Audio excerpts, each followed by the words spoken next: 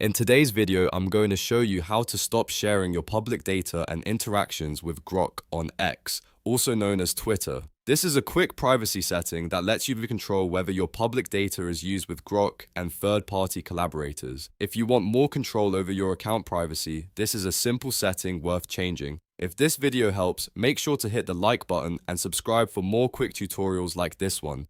Let's get into it. First, open X in your browser or on your app and go to the left navigation bar. Click on More to open the additional menu options. From there, click Settings and Privacy. This is where X keeps most of your account, privacy, and security controls. Next, click Privacy and Safety. Once you're inside the privacy section, look for Grok and third-party collaborators and click on it. This is the menu that controls how your public data is shared with Grok and the related services.